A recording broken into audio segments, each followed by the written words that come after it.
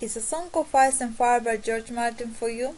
Warning: while there are no real spoilers, there are basic details about the series to help you make a choice or whatever or not is for you. The hit television series Game of Thrones was derived from a series of novels by George Martin, who has created a world of high fantasy and excitement that remains unrivaled in the world of both reading and television. The series of novels, entitled collectively A Song of Ice and Fire, was originally planned to extend to 3 volumes, yet the success of the series and the sharp breadth of the cast of characters involved has seen the author extend the series to a planned 7 volumes, 5 of which has so far been published to great acclaim. The world in which the novels are set is inspired greatly by medieval European history. Indeed, Martin traveled the many unsigned sites of Europe, especially those in Great Britain, and studied historical events carefully to lay the groundwork for the books. The detail is impressive. The scholars of English history will notice that the main plot lines are very much drawn from the Wars of the Roses, which took place between the feuding houses of York and Lancaster. The novels mainly cover the ongoing feudal battles and crises of the great noble houses Westeros, the Wall, and the Targaryens.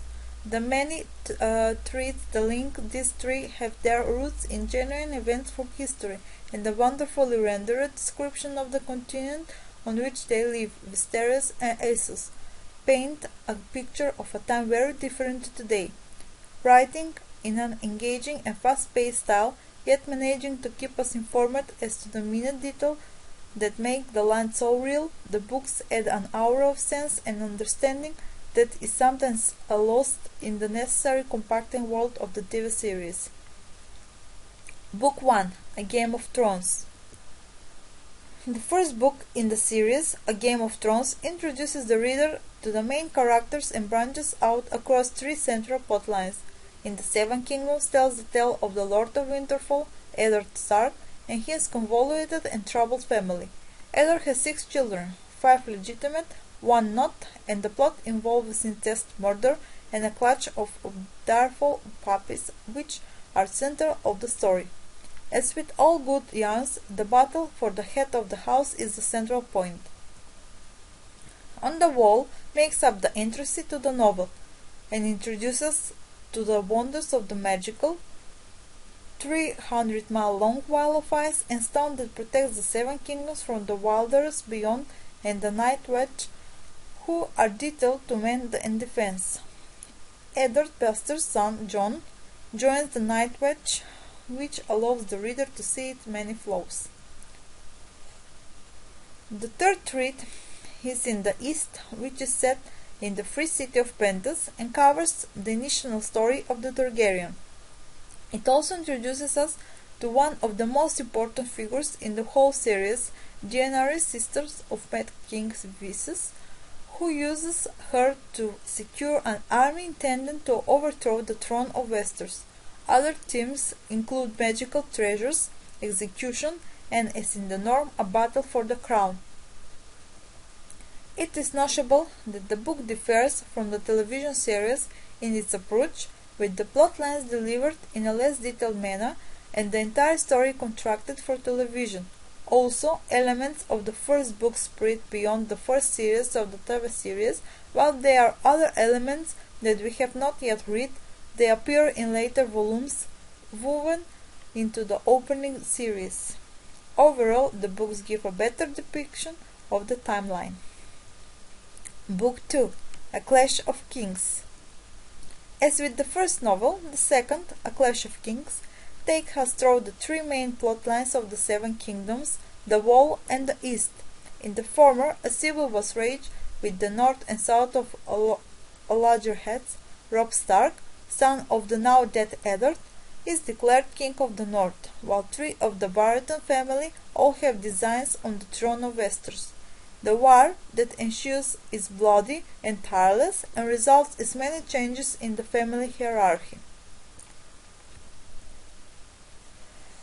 At the Wall, the Night Watch has embarked upon a mission to investigate the mysterious peoples known as the Wildlings.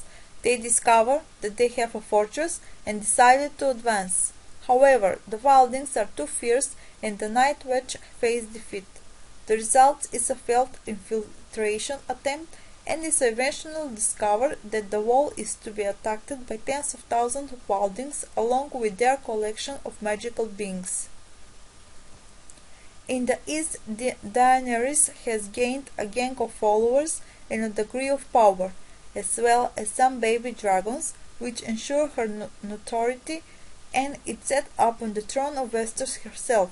However, assassination attempts, dragon battles, and mysterious happenings prevail, and Daenerys is ultimately unsuccessful. While the second series of the TV adaptation thus followed the book more closely than the first, it is arguable that again it moves forward too quickly and leaves behind some of the more intricate detailed plots from the novel. Book 3: A Storm of Swords. The third book in the series, A Storm of Swords, picks up the story where we left at the end of the previous book. The War of the Five Kings still rages in Westeros. The wall is under threat from the advance of Wildings and their mortal army, and Daenerys, defeated so far, is returning to Pentos. In the Seven Kingdoms, the action is split into the North and South region, with several significant events taking place in each, not to mention a series of fierce and bloody battles.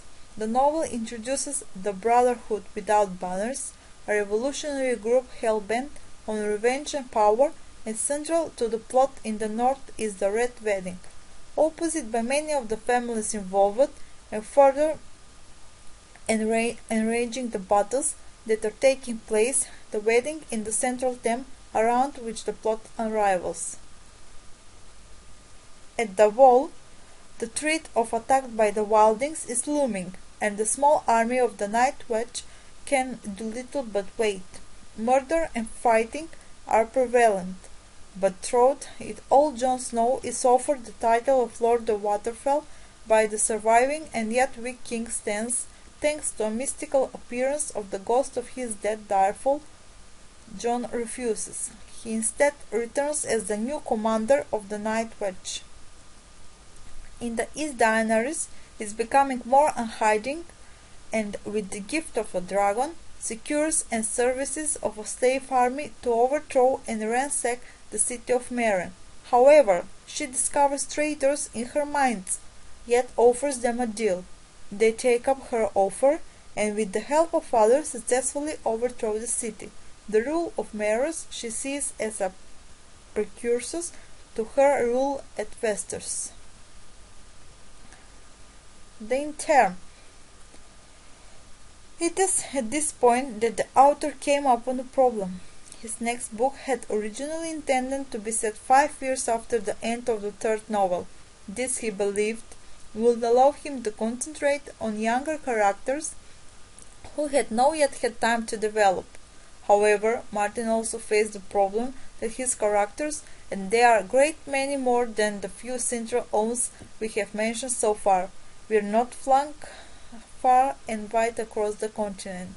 Hence, he decided eventually to split the next 2 books to cover different regions and characters, rather than the 3 viewpoint approach of the first 2 novels. The result is that readers are able to concentrate on the engaging action in 2 different novels, set concurrently at the same time. Book 4: A Feast for Crows. A Feast of Crows, the 4th of the series, covers the happening in the 7 Kingdoms and East. The concurrent book, A Dance with Dragons, focuses on the goings-on at the Wall and elsewhere. We begin in the 7 Kingdoms with the approaching end of the War of the Five Kings.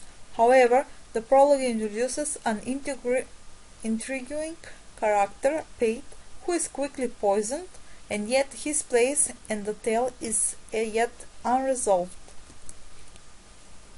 Other central plot themes include the crumbling right of Queen Cersei, who rationally ignores good advice, the increasingly powerful Tarly family, and minor battles in the closing stage of the war. An important section deals with the Iron Island, which are central to the theme and to the Daenerys characters in his section, as well as many other running themes of family feuds that have certain consequences. In the East, Jon Snow and his Night Watch make up appearance with a story about assassination, growing dissent, and the importance of the dragons owned by Daenerys, while things are complicated again by mysterious dreams and odd creatures with magical powers. It is notable that at this point in the TV series, the two final books become involved, although not to a point where they are complicated to follow.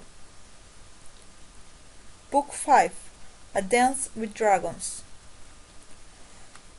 The fifth book in the series, and so far the final one published, A Dance with Dragons, begins with Jon Snow's election as the commander of the Night Watch. However, other factions refuse to acknowledge this, resulting in the beheading of one of his main rivals. A reinforcement of the Wall ensues, as well as battles involving the remaining wildlings and others, and the hunt for a mysterious three-eyed crow is also central to the plot here. In Pentos, the Free City, much is happening, with Daenerys still the focus of attention.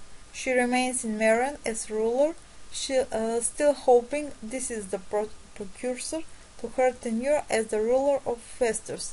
Her dragons also play a prominent part in this section of the story, and Dragon the Senior is important to the plot as he is a marriage plan intended to bring her to the side of an opposing family. The main plot theme surrounds and the ongoing downfall at Westeros, where incompetence and family feuds rule, as well as the many threats involving Jon Snow as his ruling of the Wildlings. The television series is now up to date with the story, but it has to be said that although the on-screen version features a wealth of characters, it cannot be as diverse as the book. Therefore, several important incidents are omitted. The best way to immerse oneself in the world of Westeros and Essos is to take time with Martin's book.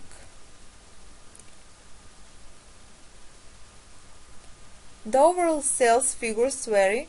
In April 2011, the New Yorker reported that more than 50 million of books had been sold worldwide. In May the same year, the Wall Street Journal reported that 6 million copies has been sold in North America. In July 2011, USA Today reported that 8.5 million of copies, including digital copies, had been sold. In December the same year, 12 million. In September 2013, Reuters reported that 24 million of copies, including digital and audio copies, had been sold in North America alone. The series has been translated in more than 20 languages. The fifth book of the series, A Dance with Dragons, in more than 40 languages, according to USA Today. Conclusion. In writing the series of books that makes up A Song of Ice and Fire, George Martin has created a fantasy world as real as any that preceded his. Indeed, his works have been likened to Tolkien, but with a more involving and less fantastic bent.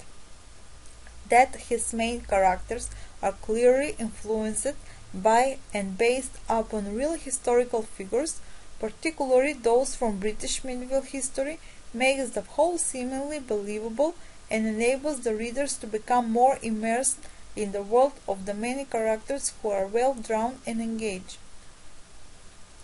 Far more than in a television series, which is necessarily abridged in order to fit some very complex and interesting plotlines into the short screen time, the novels allow for the imagination to get to grips with the plot and for the characters to come to life. It is to the author's credit that he has managed to carry his characters through so far 5 volumes without once losing the reader's attention.